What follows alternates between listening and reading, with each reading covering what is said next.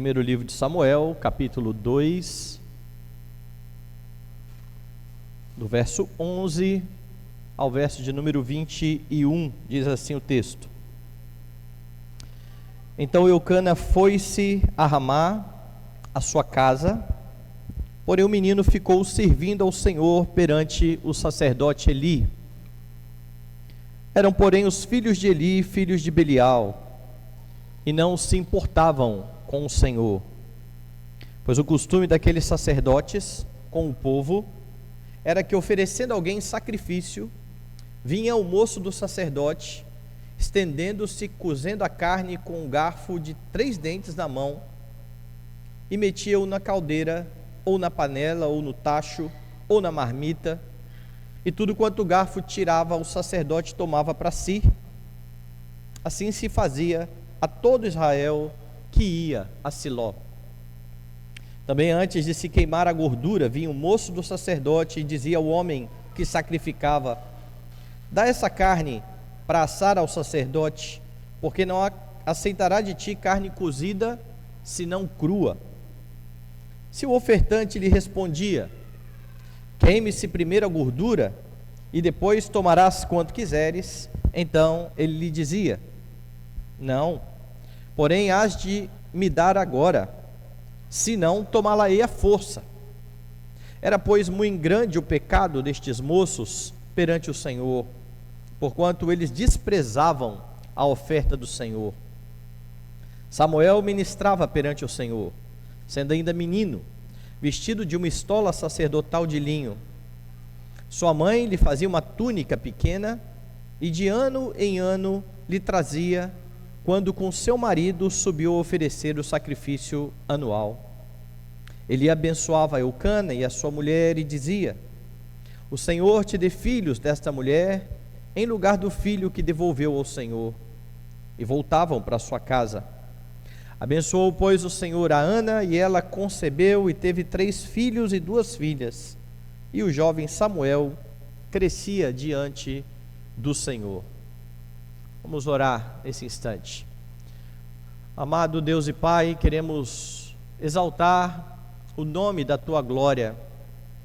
Queremos agradecer, porque na manhã do dia do Senhor nós temos o privilégio bendito de, como igreja do Senhor, povo que se chama pelo Teu nome, exaltar, ó Deus, a Tua majestade, prestar culto, adorar ao Senhor com cânticos, mas principalmente, ó Deus, temos o privilégio de ouvir a Tua voz por meio da Tua palavra.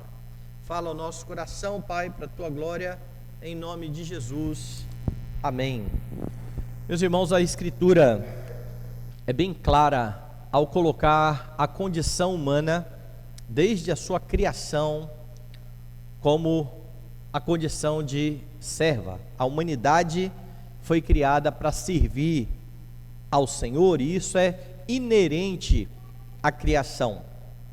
Se você lembrar bem, lá no Éden, por ocasião da tentação, Satanás ofereceu a Adão exatamente a possibilidade de não mais servir a ninguém. Quando Satanás diz aos nossos primeiros pais que, se eles comessem do fruto proibido, eles seriam conhecedores do bem e do mal, o que está implícito nesta tentação é o fato de que não haveria ninguém externamente para dizer o que era bom, o que era ruim, o que deveria e o que não deveria ser feito. A ideia, então, é que eles teriam total e plena autonomia nas suas decisões, não seguindo mais as ordenanças de Deus, mas tomando as suas decisões por conta própria, pautado nesta pretensa liberdade. Você conhece a história e você sabe que, ao pecar, Adão descobriu algo terrível. Além de não conseguir a liberdade que ele queria, ele continuou escravo, mas de um Senhor muito mais terrível. A condição humana após a queda é que o homem é escravo do pecado, e essa é a realidade da qual nenhum homem pode fugir. Ou o homem serve a Deus, ou o homem serve ao pecado, é escravo do pecado. Nós estamos aqui acompanhando o livro de Samuel, e o primeiro livro de Samuel, como eu disse lá no início da série, ele traz uma série de contrastes. Um deles já foi visto aqui na relação entre Ana e Penina. Enquanto Penina tratava Ana com impiedade, porque esta era estéril, não tinha filhos, Ana confiava no Senhor e foi recompensada com um filho de grande importância na história de Israel. O segundo contraste começa então a ser apresentado aqui nesse texto que nós lemos nesta manhã, e o contraste agora é entre Samuel e os filhos de Eli. A partir deste texto, você pode aprender acerca do assunto que eu mencionei no início, da questão do homem como servo. Diante desse texto, eu quero perguntar nesta manhã, a quem é que você tem servido? Quem é o seu Senhor? E esta é uma questão importante, porque se você serve ao Senhor, você vai ser abençoado. É isso que você percebe no texto. Veja aí o verso de número 11.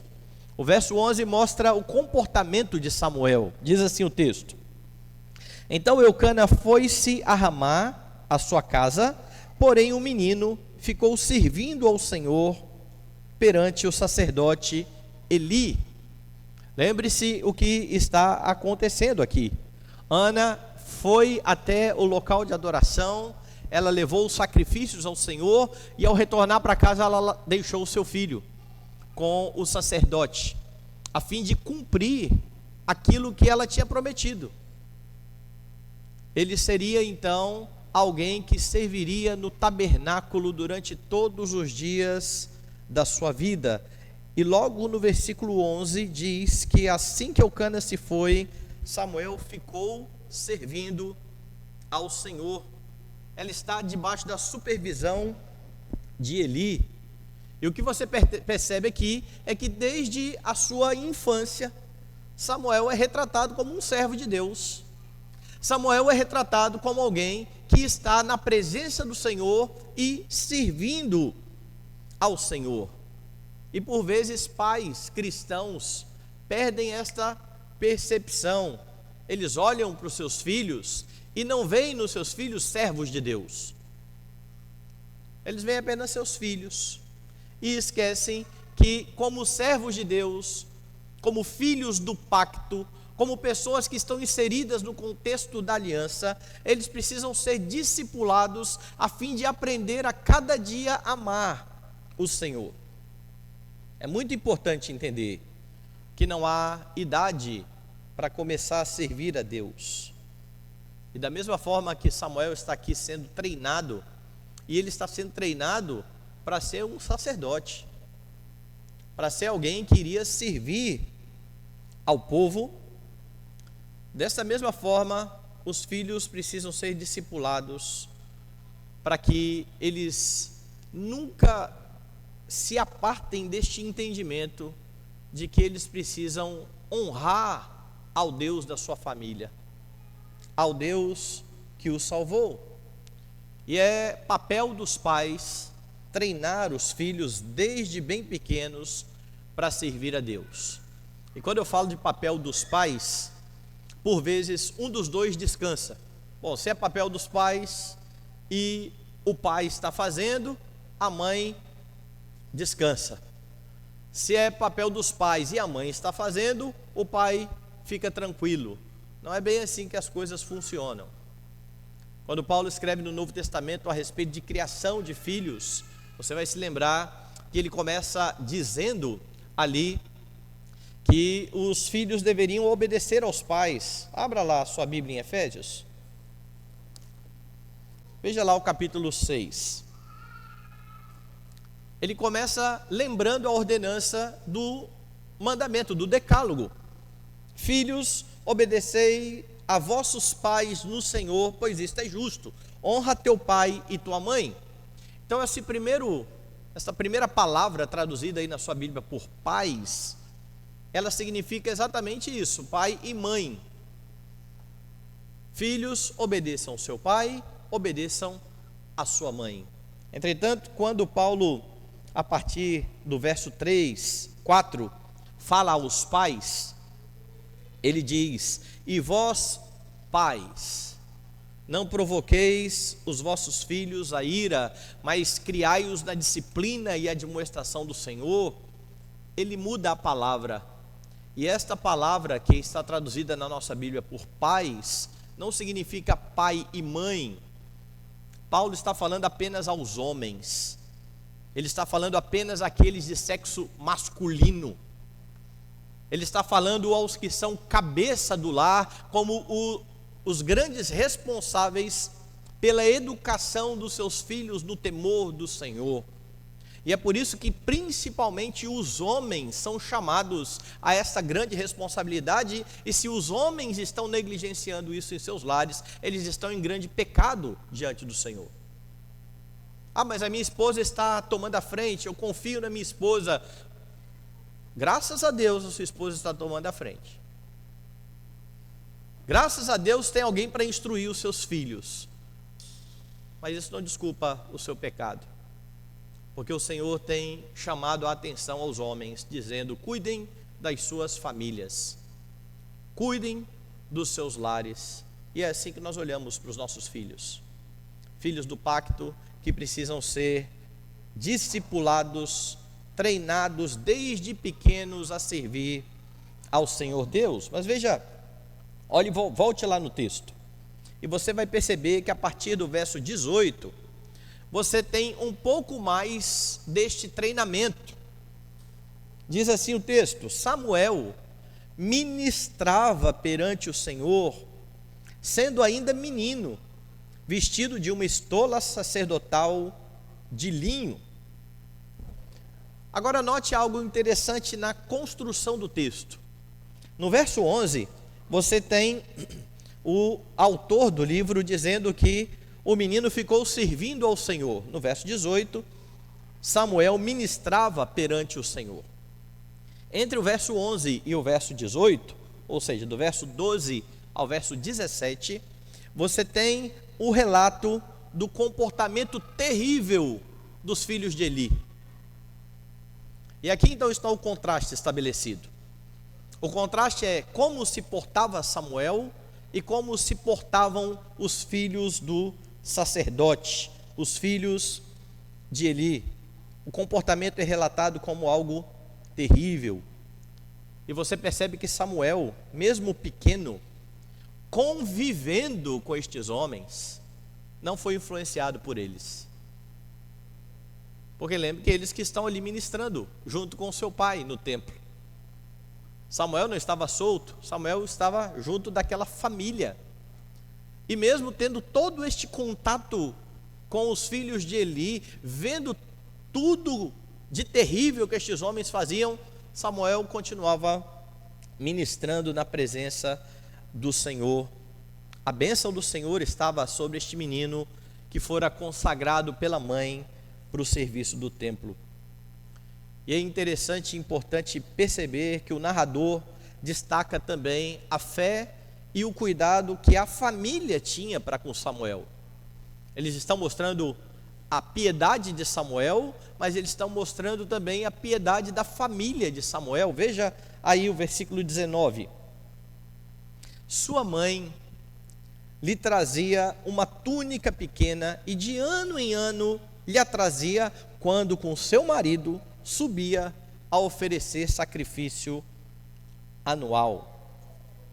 A família continuava vivendo uma vida de piedade diante do Senhor, e por ocasião dessa festa anual, da adoração anual, Ana aproveitava a fim de levar a túnica para o filho. Não é improvável pensar aqui que Ana e Eucana fossem mais vezes por ano ver o filho. As cidades eram bem perto, razoavelmente perto, entre 25 a 30 quilômetros. Não levou Samuel para 500 quilômetros de distância. Era bem pertinho, o local onde eles moravam do templo.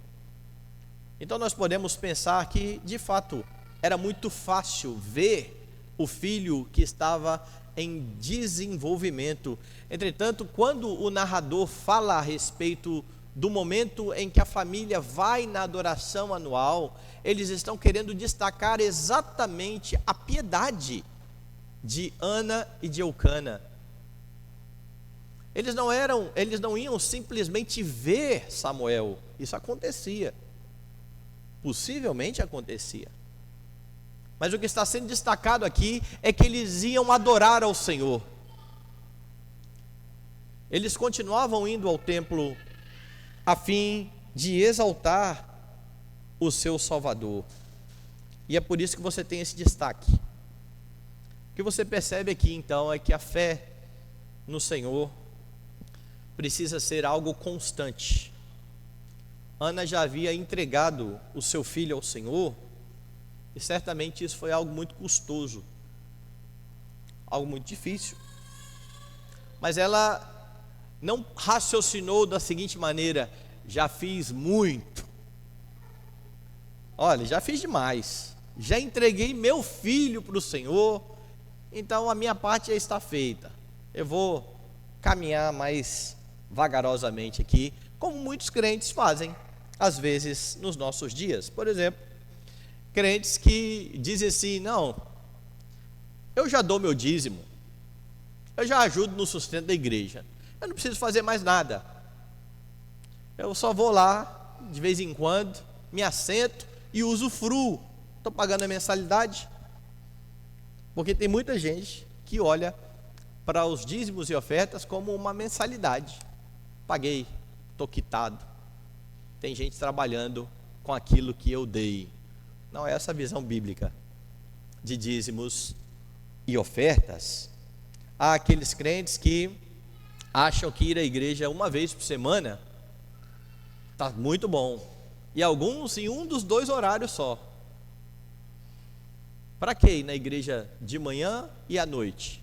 Já fui de manhã, não vou à noite, já vou à noite, não vou pela manhã. Esquecendo-se que nós temos na Escritura bem estabelecido aquilo que é o dia do Senhor. Não é nosso. É o dia em que Deus convoca o seu povo a fim de exaltar a sua majestade. É o dia em que Deus diz para colocarmos de lado as nossas coisas, a fim de tratarmos das coisas dele. Mas há muita gente na igreja com essa mentalidade de: é muito tempo, para que eu vou na quarta-feira? Eu já vou no domingo. E algo ainda mais terrível: se eu já aprendo a Bíblia do domingo com alguém me explicando, para que eu vou ler durante a semana? E essa mentalidade de gente que sempre acha que já está fazendo muito, como se estivéssemos fazendo um favor a Deus ao nos ajuntar para adorá-lo. Não estamos. Essa é uma obrigação de todo homem. Aqueles que não fazem isso estão em pecado, e um dia irão prestar contas diante do Senhor. Não veja o dia da adoração como simplesmente um peso. Lembre-se que você está aqui para adorar aquele que deu a você vida eterna, vida em abundante, aquele que é o Deus de toda a glória. Há muita gente que acha que já está fazendo demais. Lembre-se que o serviço a Deus é contínuo. Nós não deixamos de servir a Deus. Ser servo de Deus é aquilo que você é principalmente. É onde está a sua identidade. Você é um crente, você é um cristão, e como um cristão você é um embaixador desse reino, no seu trabalho, na sua vizinhança, em meio às suas relações de amizade. Mas você não é principalmente um advogado, você não é principalmente um empresário, você é um cristão que Deus abençoou e deu oportunidade de fazer negócios. Você é um cristão que serve a Deus na profissão que Ele colocou você. Essa é a sua identidade. E lá na sua profissão você serve a Deus, e lá no seu trabalho você serve a Deus. O problema é que muitos crentes lá no seu trabalho vivem como se não fossem crentes. a sua conversa não é de crente, as suas atitudes não são de crentes, Deus não é honrado e glorificado naquilo que eles fazem, eles não cumprem aquilo que Paulo diz: quer comais, quer bebais, ou façais outra coisa qualquer, fazer isso para a glória de Deus. Vivem para si mesmos. Não há folga no serviço diante de Deus. A bênção é que nós temos um Senhor bom, um Senhor que diz aliviar os nossos fardos. E você não deve servir a Deus por interesse, é claro, mas é fato que esse Deus, que esse Senhor benevolente, abençoa e recompensa aqueles que o servem de todo o coração. Dê uma olhada no verso 20 e no verso 21. Eli abençoava Eucana e a sua mulher, e dizia: o Senhor te dê filhos desta mulher, em lugar do filho que devolveu ao Senhor. E voltavam para sua casa. Abençoou, pois, o Senhor a Ana, e ela concebeu, e teve 3 filhos e 2 filhas. E o jovem Samuel crescia diante do Senhor. Essa mulher estéril, que pedia um filho a Deus, não de forma egoísta, mas um filho para o serviço de Deus, tem o seu filho, devolve o seu filho ao Senhor, e Deus dá a ela ainda mais filhos. Deus a abençoa sobremaneira, ao mesmo tempo em que Ele abençoa Samuel, dando a ele crescimento na fé. Samuel está aqui crescendo diante do Senhor, crescia diante do Senhor. É uma expressão semelhante à que vai ser usada para Jesus no Novo Testamento. Ele crescia e se fortalecia perante o Senhor. De novo eu enfatizo, nós não servimos a Deus por interesse, mas Deus abençoa e recompensa os seus servos. É por isso que pais que educam seus filhos no temor do Senhor podem esperar que eles irão crescer na fé, porque isso é o mais natural de acontecer. Nós educamos no temor do Senhor, eles respondem a isso com fé. Isso é o normal, isso é o natural. Se você não educa no temor do Senhor, espere que pode vir a má notícia lá na frente. Nós sabemos que Deus é misericordioso, mas o que foge daquela lei do plantar e colher é graça de Deus ou é misericórdia de Deus. É você não ter investido no seu filho, educado o seu filho, discipulado o seu filho, e ele ser um bom servo de Deus. Isso é graça, isso é misericórdia. Isso acontece. E em alguns casos acontece também de pais serem piedosos, educar os filhos no temor do Senhor, e eles tomarem a decisão de se desviar da fé. Mas eu creio que essas são exceções, tanto são que há uma lei no Antigo Testamento dizendo que se há um filho rebelde e contumaz, que não dá ouvidos ao seu pai e à sua mãe, que já foi educado, já foi corrigido e ainda assim não se emenda, era para levar diante dos anciãos, e o castigo era o apedrejamento. Eu só consigo perceber uma lei assim quando Deus está tratando das exceções. Qual é o natural? Eduque seus filhos na fé, e eles continuarão na fé. E educar na fé não é trazer a igreja, é viver o evangelho em casa. É os seus filhos virem com você, se assentarem com você no banco, perceberem que você está adorando a Deus, em vez de estar preocupado com o que está acontecendo nas últimas notícias. E está acontecendo culto, e de vez em quando eu tenho que dar uma olhada no celular, na última notícia, ou perceber o que está acontecendo na minha empresa, ou saber coisas mais fúteis ainda, de quanto meu time está ganhando ou perdendo, ou quem está ganhando a corrida. Porque os nossos filhos percebem isso. Eles estão o tempo todo de olho. Eles estão o tempo todo de olho nos pais que vão à igreja no domingo, mas que não pegam a Bíblia durante a semana, que não oram com eles. E infelizmente há muitos pais, muitos, que lá na frente vão se lamentar e dizer assim: poxa, eu tinha que ter feito mais, eu falhei bastante. Então olhe para todos os maus exemplos que existem por aí, olhe para a Escritura e faça o que Deus tem chamado você a fazer. Sirva a Deus, dando bom exemplo aos seus filhos. Samuel está aqui servindo ao Senhor. A família de Samuel é uma família de crentes. Se você serve a Deus, você é abençoado, mas o texto mostra mais. Se você serve a você mesmo, você não passa de um escravo. Veja o contraste então entre Samuel e os filhos de Eli. É um contraste gritante. Veja aí a partir do verso de número 12.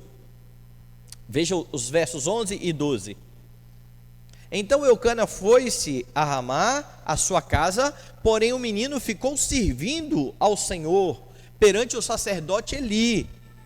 Eram, porém, os filhos de Eli, filhos de Belial, e não se importavam com o Senhor. E essa expressão é muito séria. Eram os filhos de Eli, filhos de Belial. Belial significa literalmente indignidade, perversidade. Essa expressão filhos de Belial, você vai ver sendo usada na Escritura para designar homens perversos, pessoas com um coração ímpio, pessoas que estão apartadas de Deus.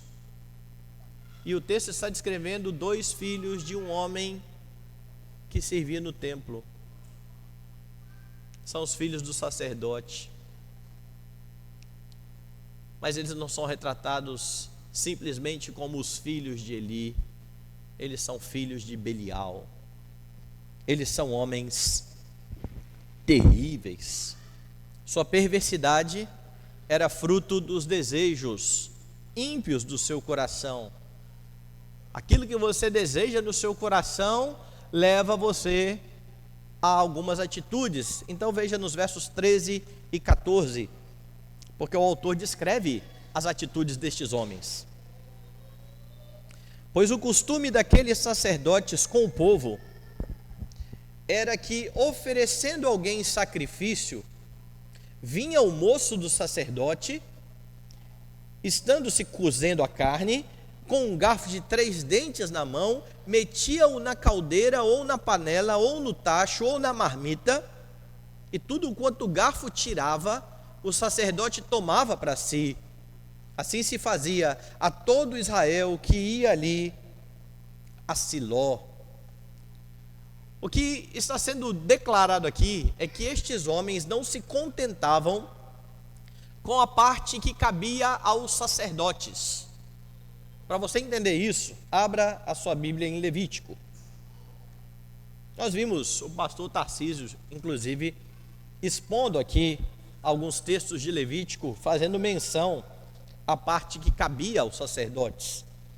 Lá no capítulo 7, a partir do verso 28, você tem assim: disse mais o Senhor a Moisés: fala aos filhos de Israel, dizendo: quem oferecer ao Senhor o seu sacrifício pacífico, trará a sua oferta ao Senhor do seu sacrifício pacífico, trará com suas próprias mãos as ofertas queimadas ao Senhor. A gordura do peito, com o peito, trará para movê-lo por oferta movida perante o Senhor. O sacerdote queimará a gordura sobre o altar, porém o peito será de Arão e de seus filhos. Então Deus está estabelecendo exatamente como que as coisas iriam acontecer. E ele continua: também a coxa direita dareis ao sacerdote por oferta dos vossos sacrifícios pacíficos. Aquele dos filhos de Arão que oferecer o sangue do sacrifício pacífico e a gordura, esse terá a coxa direita por sua porção.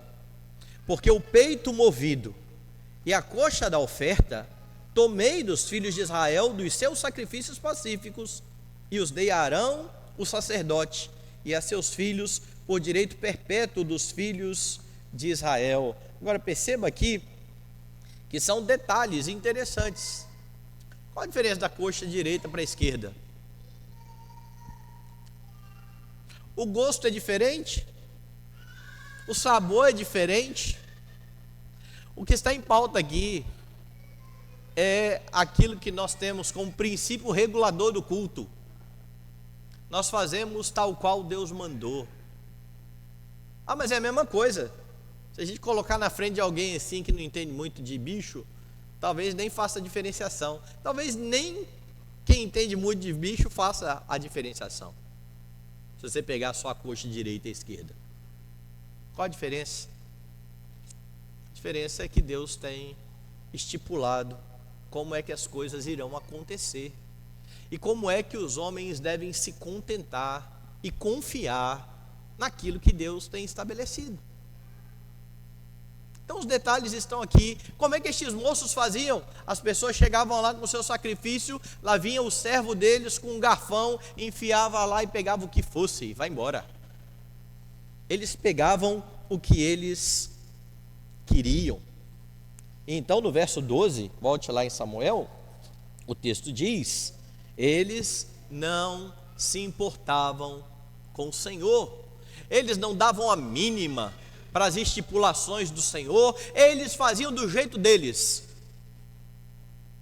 Tal qual aqueles que dizem assim: mas por que tem que ser num domingo um dia inteiro de consagração? Não pode ser só de manhã, não pode ser só de noite, eu não posso tirar uma parte para mim. É a mesma coisa destes homens que estão enfiando lá o garfo e pegando a parte que ele achava que seria boa para eles. Não há diferença alguma. Alguma. O problema é que quando nós servimos a nós mesmos, nós queremos fazer aquilo que nos satisfaz. E aqueles homens queriam a comida para eles.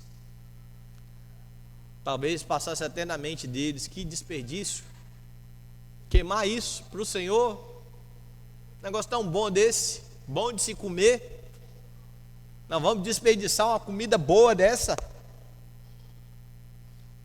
Eles se importavam consigo, eles não ligavam para o Senhor, e é por isso que em vez de seguir o ritual ordenado na lei, queimando a gordura ao Senhor, eles buscavam lá, por meio do servo deles, constranger os adoradores a dar uma porção que não lhes cabia.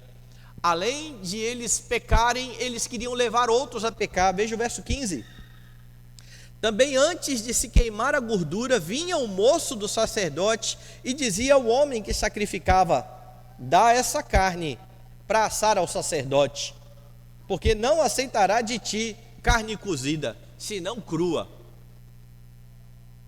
Era um total constrangimento.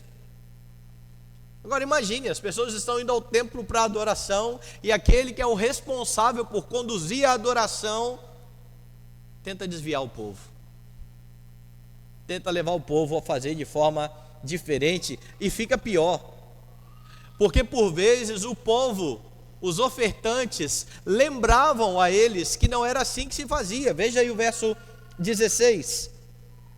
Se o ofertante lhe respondia: queime-se primeiro a gordura e depois tomarás tudo quanto quiseres, então ele lhe dizia: não, porém há de me dar agora, senão tomá-la-ei à força. É do meu jeito, e se não for do meu jeito, eu vou pegar. Esse é um coração dominado por comida.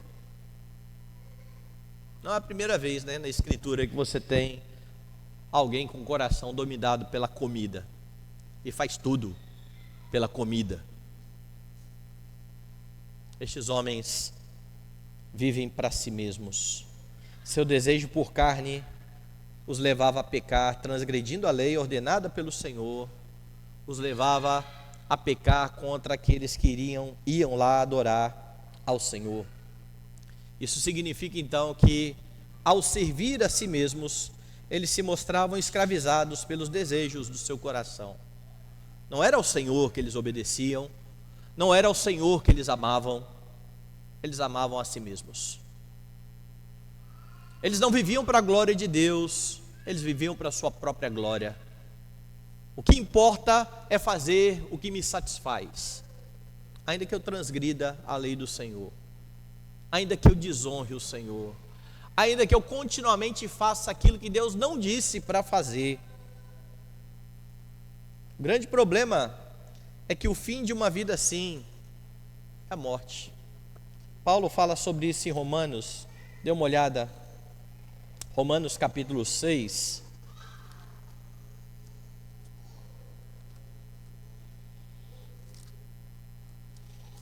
Aqui em Romanos capítulo 6, Paulo está fazendo também um contraste entre a vida do homem antes e depois da sua conversão. E então, aí no verso de número 16, vai dizer assim: não sabeis que daquele a quem vos ofereceis como servos para a obediência, desse mesmo a quem obedeceis sois servos, seja do pecado para a morte, ou da obediência para a justiça? Não há meio termo. Não há meio termo. Aqueles que obedecem ao pecado, o fim é a morte. A quem você tem servido? Como é que você tem conduzido a sua vida? Volte lá e veja o verso de número 17. Porque no verso 17, lá em Samuel, há então a constatação de toda a situação.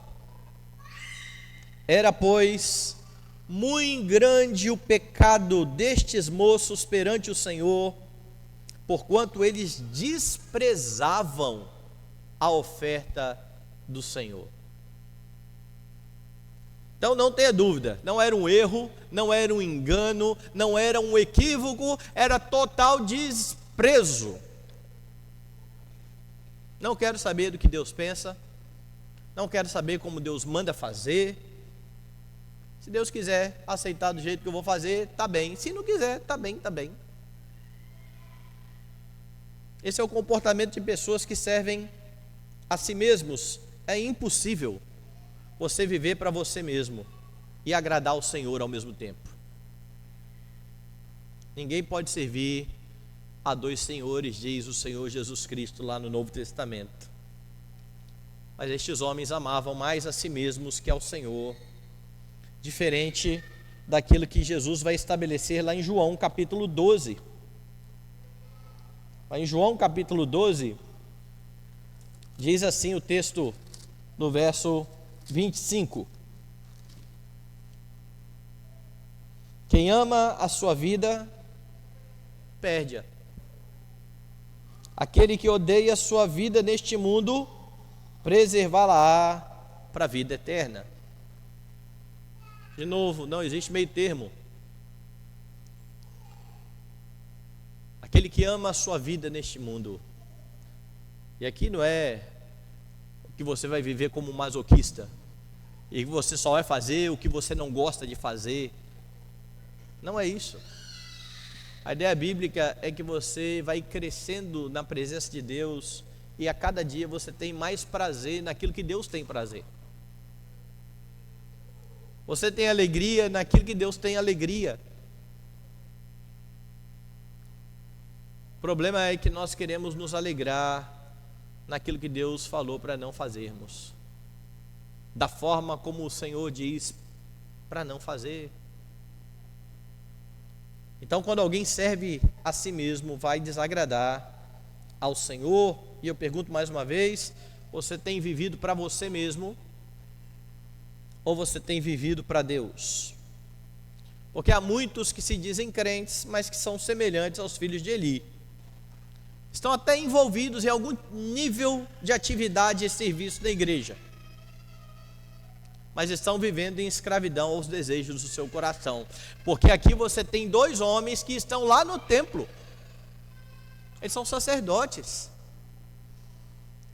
Do jeito deles, eles cumprem lá o turno deles. Do jeito deles, eles estão oferecendo os sacrifícios. Mas aquilo não é de coração. E pode ser que muitos venham dominicalmente à igreja, cantem, mas não façam isso de coração. E por não fazer de coração, faz de qualquer jeito, faz de qualquer forma. Como eu disse, acham que estão fazendo um favor a Deus. Alguns talvez tratem com a mesma ironia que Israel tratou a Deus, dizendo assim: o que Deus quer mais? Já não está bom não? Será que Deus agora quer que eu ofereça meu filho como sacrifício? Onde é que está o seu coração? Não é difícil verificar se você está vivendo para você mesmo ou para Deus. Ou o grande termômetro para isso é o dia do Senhor. É a forma como você lida com esse dia bendito, que é um prenúncio do descanso eterno do povo de Deus. Para quem é esse dia? Eu sei que comumente aí fora o pessoal fala: domingo é dia de não trabalhar. É assim que esse mundo lida com isso. Antigamente lidava de forma mais clara. Hoje em dia não. Hoje em dia até trabalhar está valendo. O dia é do Senhor e nós precisamos adorá-lo. Se você tiver vontade de ir à praia e o único dia da semana for um domingo, ou de ir a um clube, ou de assistir a partida de futebol, a final da Copa do Mundo, ou a corrida de Fórmula 1, e a opção para isso é o horário do culto, qual é a escolha? Qual é a escolha? E isso é tão terrível que de 4 em 4 anos as igrejas começam a discutir se o Brasil chegar na final, como é que vai ser a hora do culto. Gente, isso não devia nem ser pensado. E daí que o Brasil chegou na final? Pastor, mas é porque o senhor não gosta de futebol. Eu gosto. Lógico que eu gosto. Mas nós não podemos gostar de futebol a ponto de pensar e ficar já ansioso. Na última Copa, acho que foi a última Copa, a final já estava marcada para o horário do culto e já estava gente angustiada. E teve gente que falou assim: ainda bem que o Brasil não foi para a final, com medo da angústia que ia ter. Não tem que ter angústia. Você arrume, pegue a sua família, venha adorar o Senhor. Ninguém que veste a camisa verde e amarela morreu por você, cravou na cruz os seus pecados, livrou você da ira vindoura. Ninguém. Como é que você lida com esse dia? Entre reunir a sua família para o culto doméstico e tirar um tempo para fazer alguma coisa que você gosta, ou simplesmente para ficar à toa, o que você escolhe? E eu não quero ser hipócrita aqui dizendo que estas coisas são muito fáceis, tá, de fazer.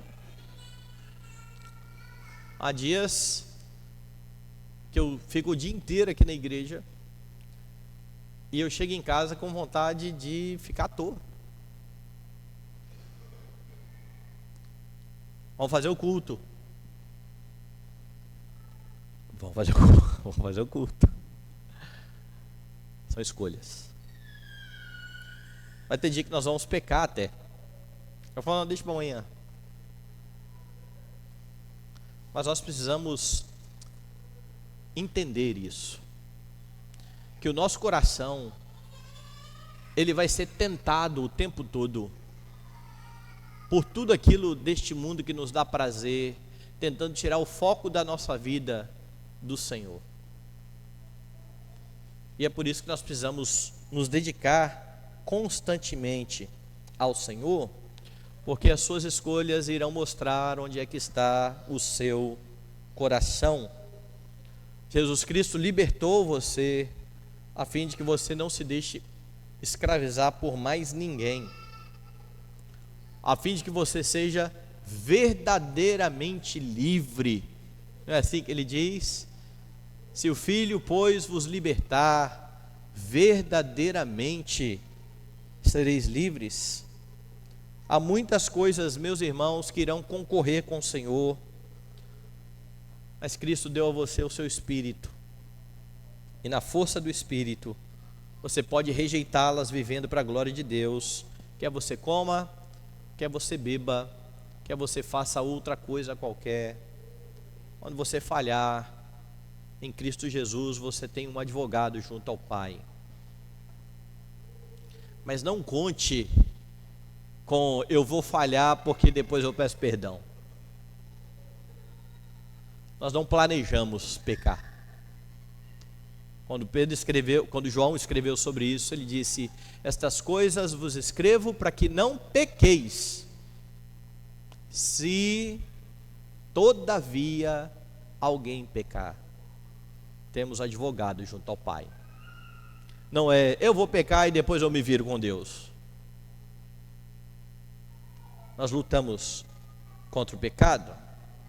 A quem você tem servido? Se você serve ao Senhor, você será abençoado. Se você serve a si mesmo, você não passa de um escravo do pecado, um escravo dos seus próprios prazeres. Ofni e Finéias, filhos de Eli, pecavam buscando aquilo que os seus corações desejavam, desprezando assim a oferta do Senhor. Cristo Jesus é a oferta perfeita. Ele já foi oferecido de uma vez por todas, a fim de libertar você do pecado. E se você crê nesta verdade, se você já se rendeu ao Senhor, você tem total condição de obedecer aquilo que Paulo ordenou. Se você reparar o que ele faz em Romanos, é que depois que ele descreve toda a obra de Cristo Jesus em favor dos seus, de mostrar que outrora os crentes eram escravos do pecado, mas que agora eles obedecem à justiça, foi então que ele ordenou no capítulo 12: rogo-vos, pois, irmãos, pelas misericórdias de Deus, que ofereceis o vosso corpo por sacrifício vivo, santo e agradável a Deus, que é o vosso culto racional. Cristo morreu para que nós não precisemos morrer. Pelo contrário, nós nos oferecemos diante dele com todo o nosso ser para a adoração da sua glória. Esse é o sacrifício vivo, santo e agradável a Deus, que se manifesta no culto racional. E assim, diz Paulo, é que nós aprendemos qual é a boa, perfeita e agradável vontade de Deus. Paulo afirma que este sacrifício vivo pode ser oferecido no culto que prestamos ao Senhor, e é dessa forma, vivendo para Ele como servo dele, que você experimentará cada dia esta vontade de Deus boa, agradável e perfeita. Quem serve a Deus é livre, quem serve a si mesmo é escravo.